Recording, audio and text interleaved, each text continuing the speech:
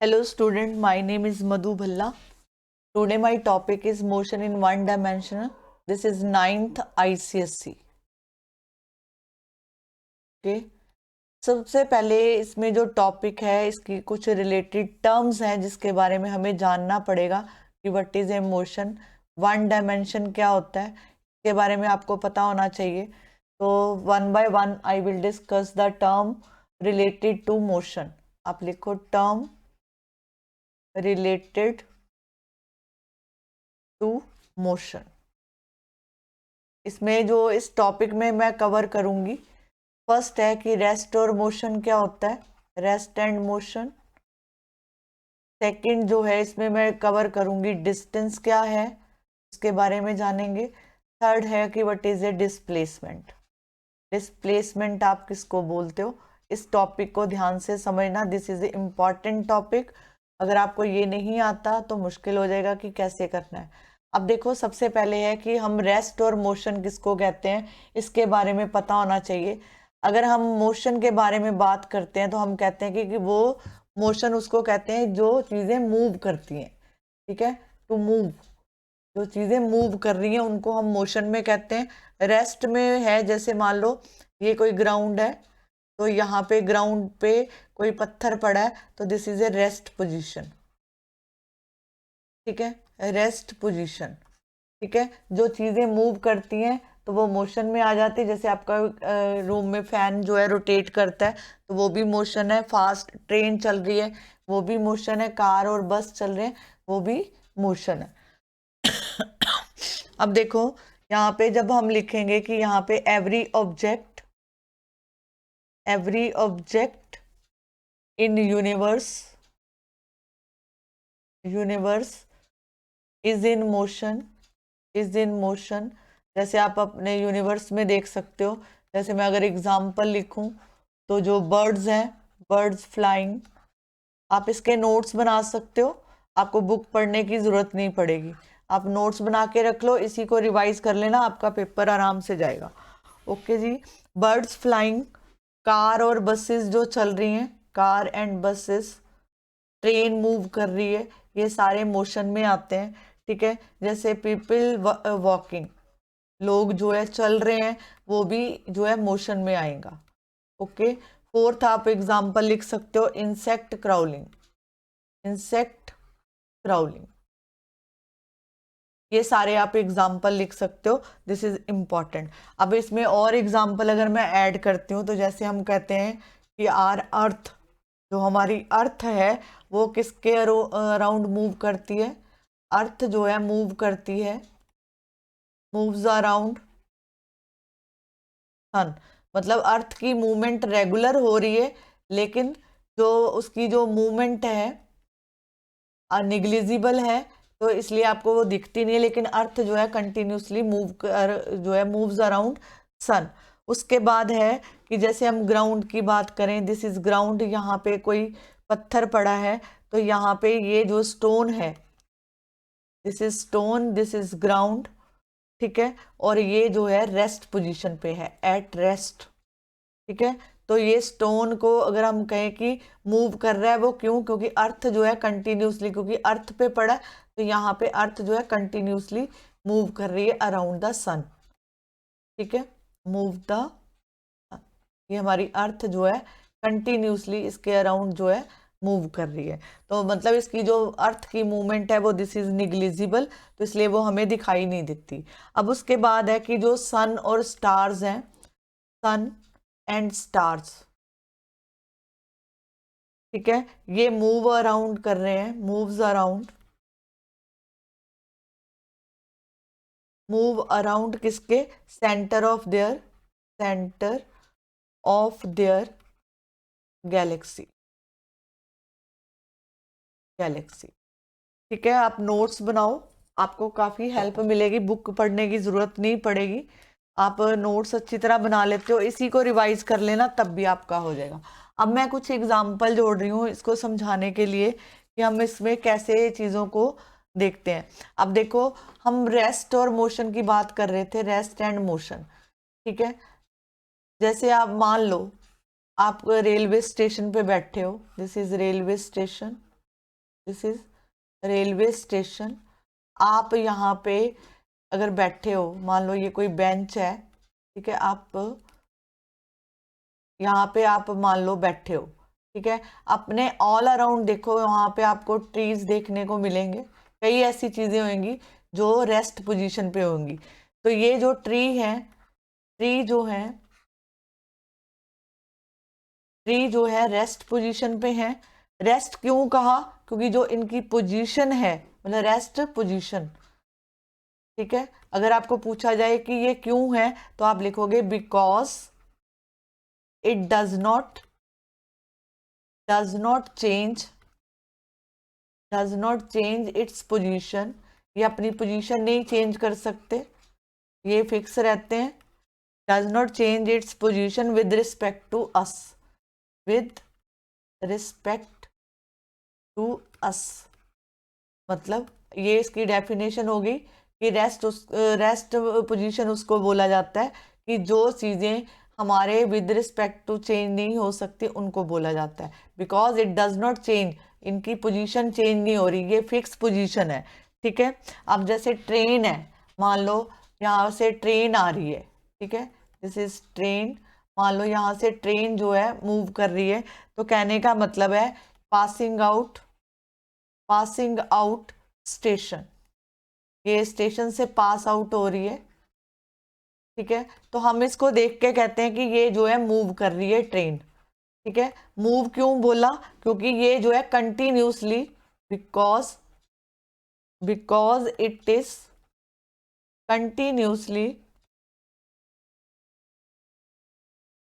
Continuously changing its position, इसकी जो position है लगातार चेंज हो रही है। Its position with respect to us. Is this clear? तो हम जो चीजें मूव करती हैं हम उनको जो है मोशन कहते हैं, और जो चीजें रेस्ट पे होती हैं, जैसे आप कह सकते हो रेस्ट में अगर एग्जांपल दो, तो जैसे आपके घर में चेयर पड़ी है, चेयर हो गया, टेबल हो गया, ठीक है, ब्लैक बोर्ड हो सकता है, ठीक है। जो चीजें रेस्ट में पड़ी, जैसे ट्री है, ये जो है रेस्ट पोजीशन पे है। अगर हम मोशन की बात करें, तो मोशन में आप लिख सकते हो कार, बस, ट्रेन, ठीक है, फैन, ये सारी चीजें क्या कर रही है? मूव कर रही हैं। अब देखो हमारा जो चैप्टर था जिसमें लिखा था मोशन इन वन डायमेंशन, तो अब देखो वन डायमेंशन का मतलब क्या होता है? One dimensional motion, one dimensional, यहाँ पे इसको ठीक करते हैं, वन डिमेंशनल मोशन। अगर मैं वन डायमेंशनल मोशन की बात करूं, तो अगर मान लो कोई बॉडी, ये कोई स्ट्रेट लाइन है, बॉडी लगातार मूव कर रही है यहाँ पे, मतलब इस तरफ जाई जा रही है स्ट्रेट लाइन पे, तो कहने का मतलब है कि अगर कोई बॉडी स्ट्रेट लाइन में मूव कर रही है, मतलब बिल्कुल सीधा जा रही है, तो उसको बोलते हैं वन डायमेंशनल, ठीक है। तो यहाँ पे आप लिख सकते हो, यहाँ पे अगर मान लो body moves along a straight path, its motion is called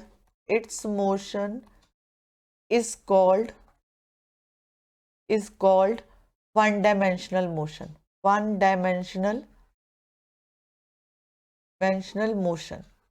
okay जी।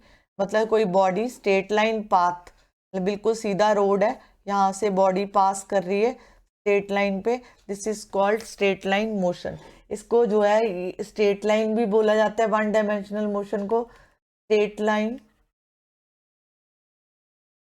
जहां आप इसको रेक्टिलिनियर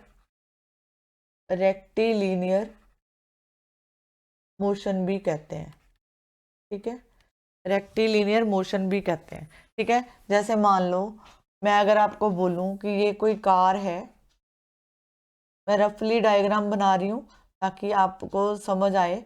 जैसे मान लो ये है,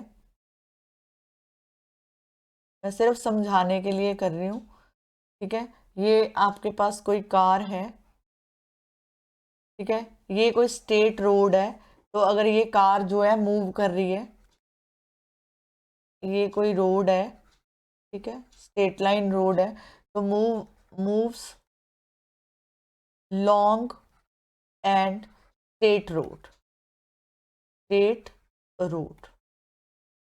ठीक है।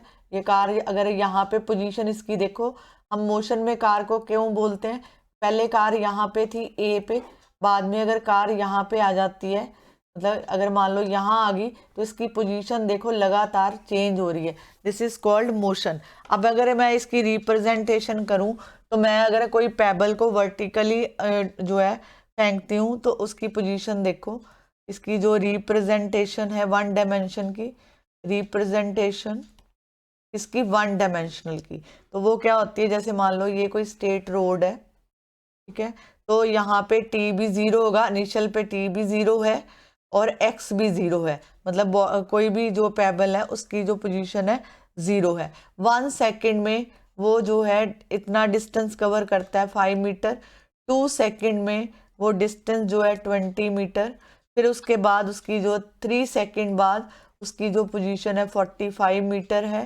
ठीक है, और उसके बाद 4 सेकेंड बाद उसकी जो पोजीशन है 80 मीटर है। तो ये इसका रिप्रेजेंटेशन होता है वन डायमेंशन का। ओके जी, अब बात करते हैं कि डिस्टेंस और डिस्प्लेसमेंट क्या होता है।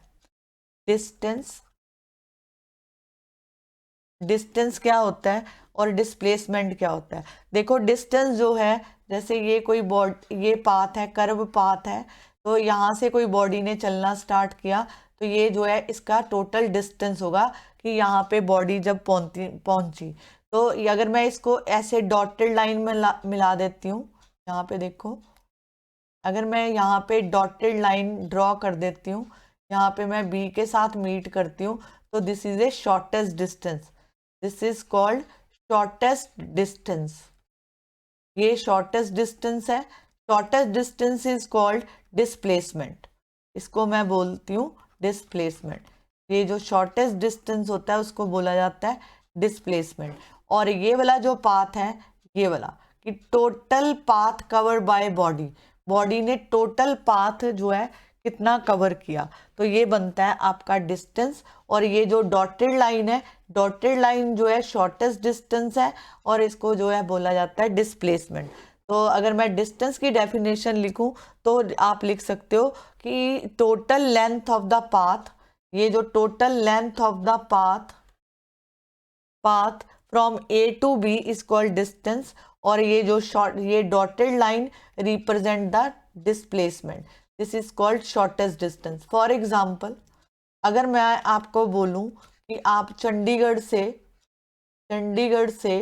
दिल्ली जाओ, ठीक है, तो आप जो है चंडीगढ़ से दिल्ली जा रहे हो, तो आपने कोई डिस्टेंस कवर किया, ठीक है, डिस्टेंस कवर करके आप जो है दिल्ली पहुंचे, ठीक है। लेकिन अगर मैं बोलूं शॉर्टेस्ट डिस्टेंस डिस्प्लेसमेंट की बात करूं, तो मान लो ये आपका हाउस है, ठीक है, ये आपका घर है, ठीक है, और ये जो है मान लो 2 मीटर डिस्टेंस पे आपका स्कूल है फॉर एग्जाम्पल, ठीक है।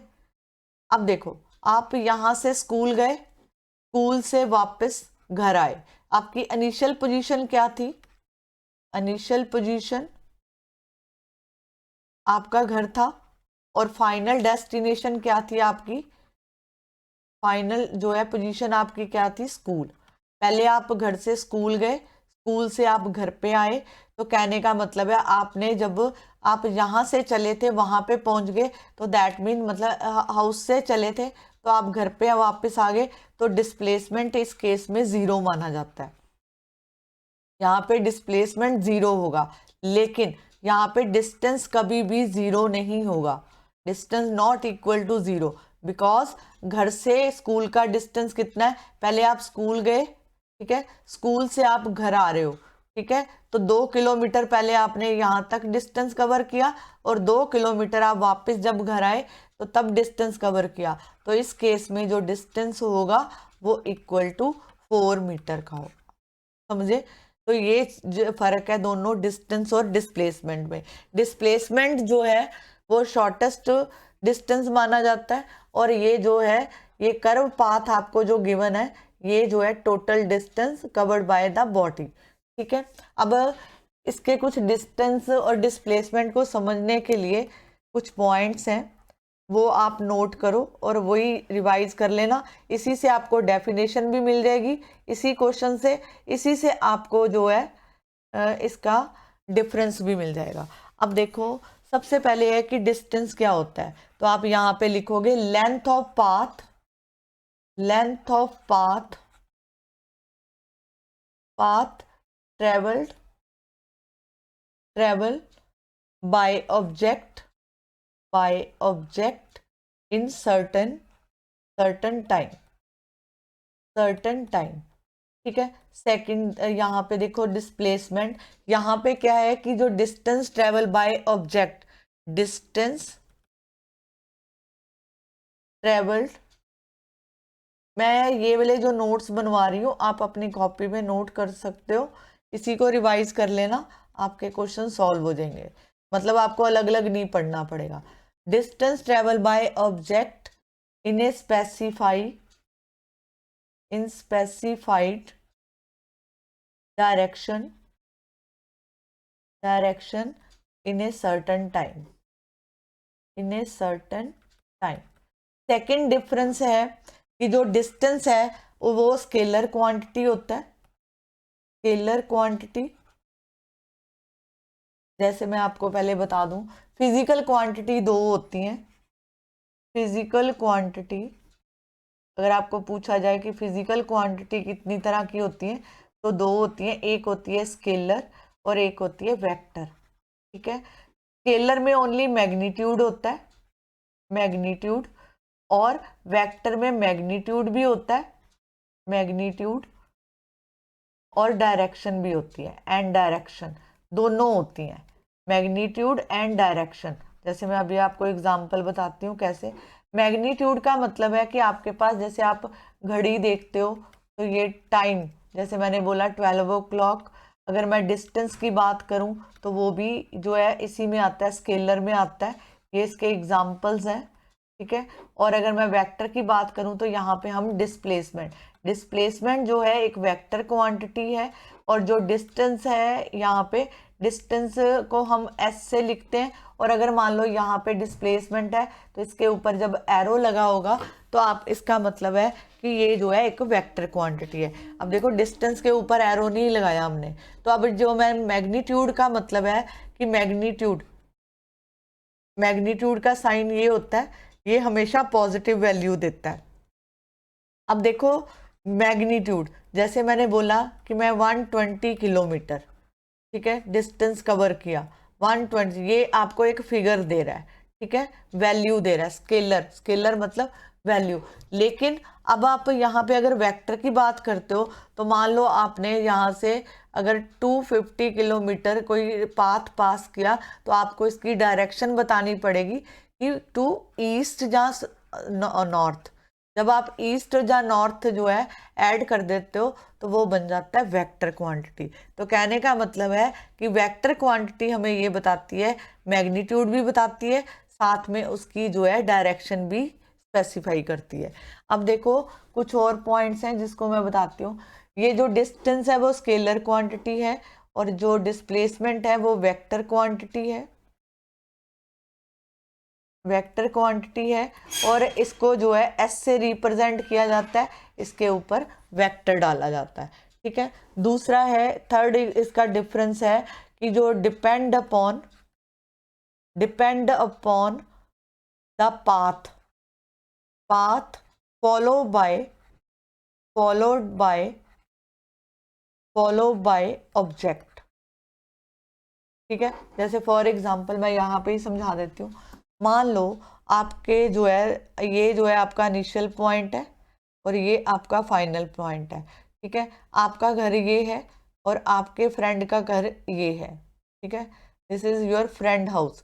तो अब आपको अपने फ्रेंड के घर जाना है, जहाँ तो आप ये वाला डिस्टेंस फॉलो करोगे, ठीक है, यहाँ जाओगे, फिर यहाँ पे जाओगे, फिर ऐसे, तो ये जो लॉन्गेस्ट पाथ बनता है, तो ये क्या बनेगा, ये जो सारा पाथ है वो क्या बनेगा, डिस्टेंस। अगर मैं बोलूँ कि शॉर्टेस्ट डिस्टेंस, तो शॉर्टेस्ट डिस्टेंस मतलब ये वाला distance, this is shortest distance, shortest distance is called displacement, ठीक है, तो मतलब ये does not it depend upon the path follow by object. अब ये जो डिस्प्लेसमेंट है ये does not depend upon, does not depends depend upon the path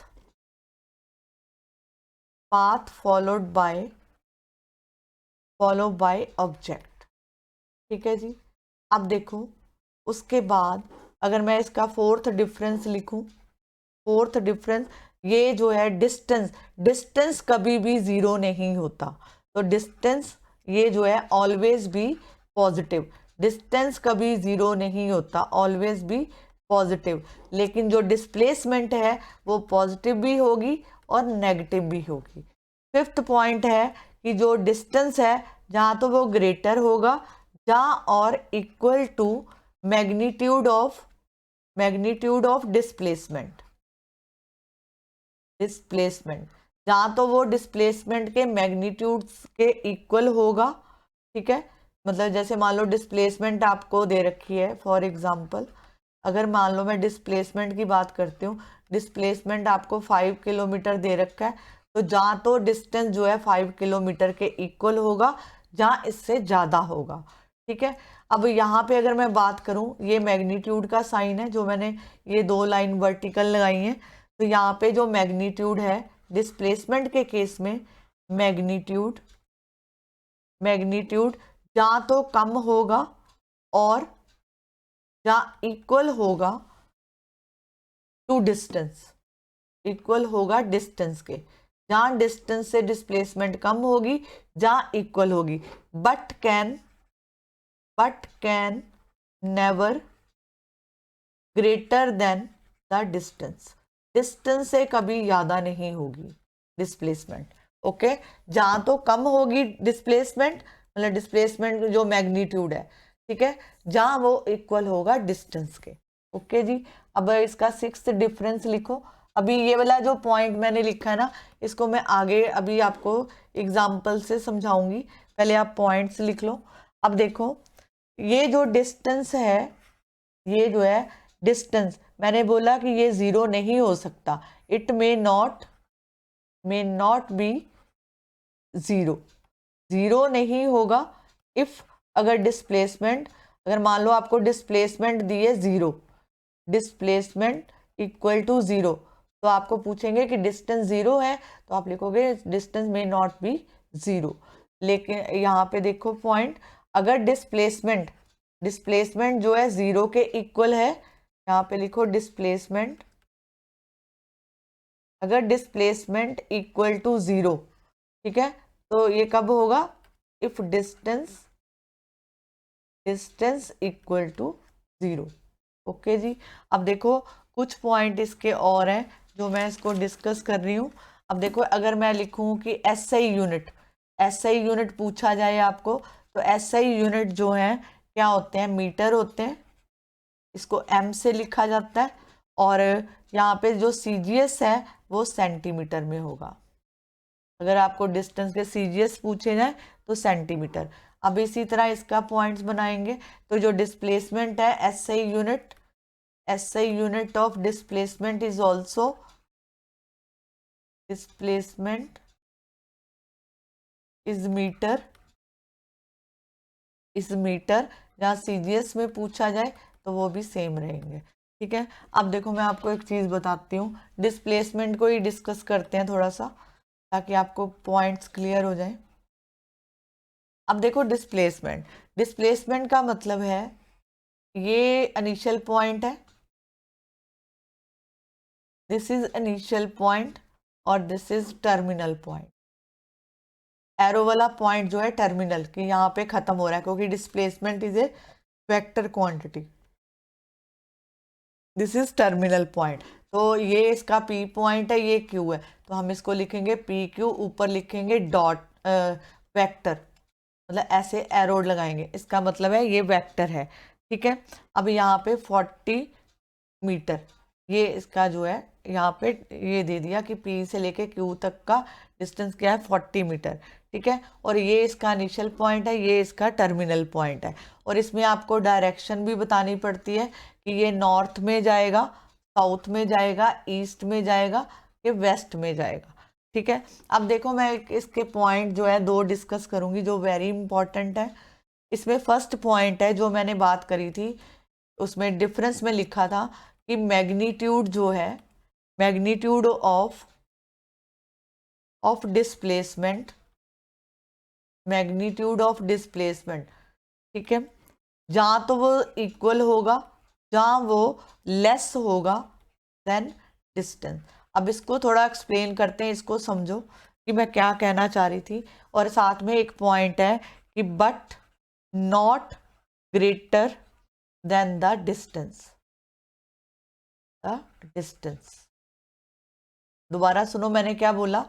जो मैग्नीट्यूड है डिस्प्लेसमेंट का, जहां तो वो इक्वल होगा डिस्टेंस के, जहां वो लेस देन होगा, बट कभी भी वो डिस्टेंस से ज़्यादा नहीं होगा।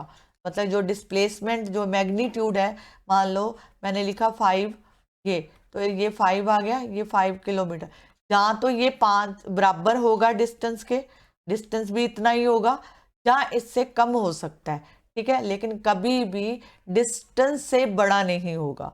कैसे? अगर मान लो मैं कहती हूं आपको कि अगर कोई motion, if motion along fixed distance,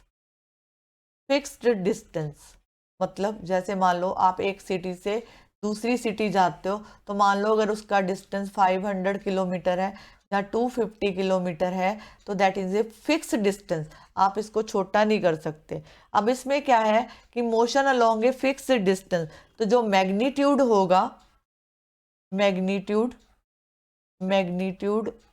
of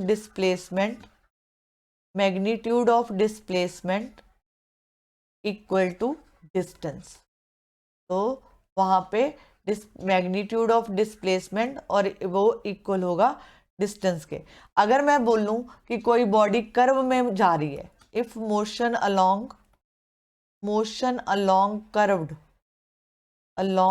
curve, कोई कर्व बना रही है, मतलब ऐसे कोई कर्व बना रही है, तब क्या होगा? तो यहाँ पे जो मोशन होगी, तो आप लिखोगे direction of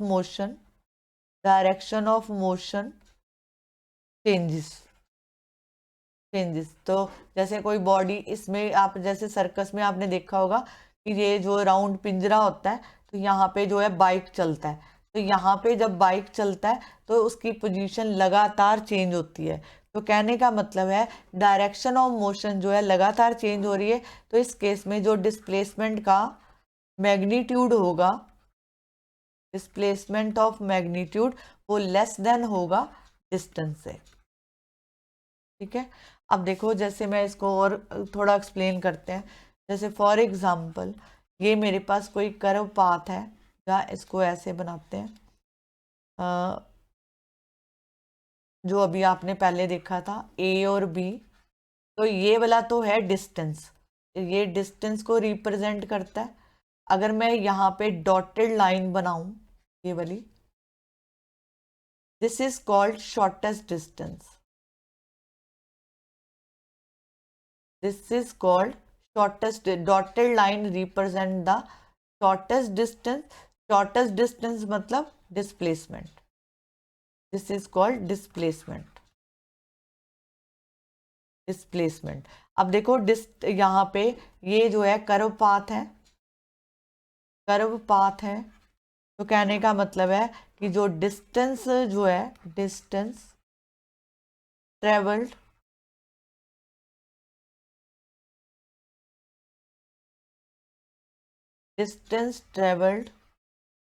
by the body equal to length of the path, length of curve path AB, ये वाला डिस्टेंस, इसको मेजर करेंगे डिस्टेंस के लिए। ठीक है, और मैं आपको ये बोलूँगी कि अगर आपको कुछ पॉइंट नहीं क्लियर होता तो वीडियो को दोबारा चलाओ, ध्यान से सुनो, आपको बहुत क्लियर होगा और आपको मैं इतनी गारंटी देती हूँ कि आपको बुक पढ़ने की ज़रूरत नहीं पड़ेगी। तो इस केस में जो डिस्प्लेसमेंट है, डिस्प्लेसमेंट क्या है, ये जो डॉटेड लाइन है, तो मतलब displacement equal to straight line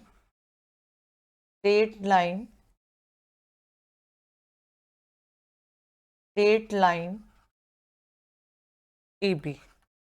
तो कहने का मतलब है कि जो मैग्नीट्यूड ऑफ डिस्प्लेसमेंट है यहाँ लेस होगा डिस्टेंस से। शॉर्टेस्ट डिस्टेंस बोला है तो ये जो डिस्प्लेसमेंट है उसका जो मैग्नीट्यूड है वो इसके डिस्टेंस से कम होगा, मतलब ये बड़ा होगा और ये वाला छोटा पाथ होगा। Is this clear? अब देखो, अगर मैं आपको एग्जांपल दूं, ध्यान से देखो, अगर मैं यहाँ पे बनाती हूँ, कोई बॉडी यहाँ से चलना स्टार्ट हुई, ये उसका टर्मिनल पॉइंट, मतलब ये डिस्टेंस उसने 4 किलोमीटर और ये इसकी डायरेक्शन है, ईस्ट डायरेक्शन है। उसके बाद बॉडी गई नॉर्थ में, तो उसने जो डिस्टेंस कवर किया, यहाँ पे बी पॉइंट बनाएंगे, यहाँ पे ए और यहाँ पे ओ, तो यहाँ पे उसने 3 किलोमीटर जो है, और ये वाला पाथ अगर ऐसे मिला देती हूँ तो ये बनता है 5 किलोमीटर। तो this is a shortest distance, ये सीधी लाइन जो है रिप्रेजेंट कर रही है shortest distance is called displacement. ठीक है, दिस इज कॉल्ड डिस्प्लेसमेंट। अगर मैं आपको बोलूं कि यहाँ पे आप बताओ टोटल डिस्टेंस, बताओ टोटल डिस्टेंस, तो आप क्या करोगे, पहले बॉडी इधर गई फिर इसके बाद इधर, तो टोटल डिस्टेंस कितना हुआ, 7 kilometre.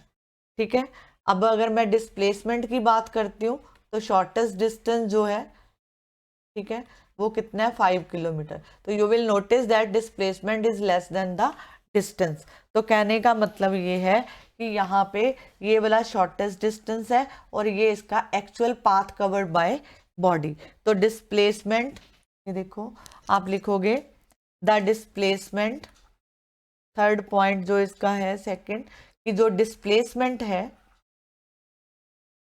Displacement equal to 0 even if the distance not equal to 0। Displacement 0 हो सकती है बट डिस्टेंस कभी भी 0 नहीं होगा। कैसे, ये आपका घर है, दिस इज इनिशियल पॉइंट, और ये आपका स्कूल है। ठीक है, आपके स्कूल का जो डिस्टेंस है वो यहाँ से 3 किलोमीटर है। आप स्कूल से, हाउस से स्कूल गए और वापस जो है यहाँ आए। अगर मैं यहाँ पे आपको क्वेश्चन अराइज करूँ कि डिस्टेंस बताओ, तो डिस्टेंस क्या होगा, एक बार तो आप गए, एक बार आप वापस आए, तो टोटल आपने जो डिस्टेंस कवर किया, दोनों को प्लस कर दो, दिस इज 6 किलोमीटर का डिस्टेंस कवर किया। लेकिन अगर मैं डिस्प्लेसमेंट की बात करूं तो डिस्प्लेसमेंट जो है इस केस में 0 होगा। क्यों होगा, जहां से आपने चलना स्टार्ट किया था, डिस्प्लेसमेंट इक्वल टू 0, जहां से आपने चलना स्टार्ट किया था, आप पहले स्कूल गए फिर वापस उसी में वापस इनिशियल पोजीशन पे आ गए, तो ये डिस्प्लेसमेंट जो है यहाँ 0 होगी। एक और एग्जांपल से समझते हैं। मान लो मैंने कोई पत्थर फेंका ऊपर की तरफ, ये ग्राउंड लेवल है, ग्राउंड, तो यहाँ से मैंने कोई पत्थर फेंका ऊपर, मतलब यहाँ से, तो अब जितनी उसने हाइट लेनी थी ले ली, तो मान लो कि ये ग्राउंड से इसका जो डिस्टेंस है h, जितनी उसने हाइट अटेन करनी थी कर ली। उसके बाद फिर वो वापस आया ऊपर से नीचे, तो यहाँ पे h, मतलब ये टोटल डिस्टेंस भी h हुआ ग्राउंड तक आने का। ठीक है, अब अगर मैं इसमें डिस्टेंस आपको पूछूं तो डिस्टेंस जो है आप लिखोगे h plus h, that mean 2h। और अगर मैं डिस्प्लेसमेंट की बात कर रही हूँ तो डिस्प्लेसमेंट इस केस में भी 0 होगा, क्योंकि वो ग्राउंड से ऊपर गया फिर वापस ग्राउंड पे आया, तो डिस्प्लेसमेंट इज 0। ठीक है, अब अगर फोर्थ एग्जांपल है, मान लो कोई बॉडी सर्कुलर मूव कर रही है, ऐसे मान लो ऐसे है, तो अगर मैं इसको ऐसे बनाऊं, सर्कुलर बना दूं, या आप ऐसे लिख सकते हो, ऐसे कोई बॉडी बनाई। ठीक है, अब उसने एक चक्कर कंप्लीट किया। ठीक है, यहाँ से उसने चलना स्टार्ट किया, यहाँ पे गई, फिर यहाँ से रोटेट करके ये वो वापस अपनी, ये उसकी इनिशियल पोजीशन है, ठीक है, यहाँ पे जो है, और ये उसकी फाइनल पोजीशन, मतलब यहाँ पे उसने 1 राउंड लगाया, 1 राउंड लगाया। पहली बात तो ये कि ये सर्कल है, सर्कल है, तो इसकी जो सरकमफ्रेंस है वो 2 पाई आर होगी, ठीक है। सर्कल का जो सरकमफ्रेंस होता है 2 पाई आर होगा। अगर मैं आपको बोलूं कि इसका डिस्टेंस कितना है, कोई सर्कुलर बॉडी का, सर्कुलर मतलब सर्कल, ये इसका क्या होता है, घेरा, जितना उसने कवर किया, तो मतलब 2 पाई आर। तो यहाँ पे जो इसका डिस्टेंस आएगा, डिस्टेंस आएगा वो 2 पाई आर आएगा। R is the radius, R is the radius, ठीक है। अब अगर मैं डिस्प्लेसमेंट की बात करूं, तो यहां से उसने चलना स्टार्ट किया था, यहां से घूमा, एक चक्कर पूरा किया, वापस यहां आ गया, तो यहाँ पे डिस्प्लेसमेंट जो है 0 होगा, ठीक है। होप सो कि आपको ये चैप्टर समझ आया होगा, जितना भी मैंने कराया है। अब इसके बाद इसके जो है दूसरे टॉपिक को लेके आऊंगी, स्पीड एंड वेलोसिटी। तब तक जो है आप इस चैप्टर को अच्छी तरह समझो, सीखो, और ये वाले जो नोट्स मैंने बताए हैं इसको अपनी कॉपी पे नोट करो। और अगर कुछ कंसेप्ट नहीं समझ आया तो आप दोबारा वीडियो को चलाओ और उससे समझो, ठीक है। आपको बहुत क्लियर होगा, और इतनी गारंटी है कि बुक पढ़ने की ज़रूरत नहीं पड़ेगी, ठीक है जी। अब अपने ये मैं आपसे यही बोलूँगी कि आप ये वीडियो को अपने फ्रेंड्स के साथ शेयर करो, मेरे वीडियो को लाइक करो, चैनल को सब्सक्राइब करो, ताकि हम आपके लिए अच्छे अच्छे लेक्चर लेके आएँ। Thank you very much.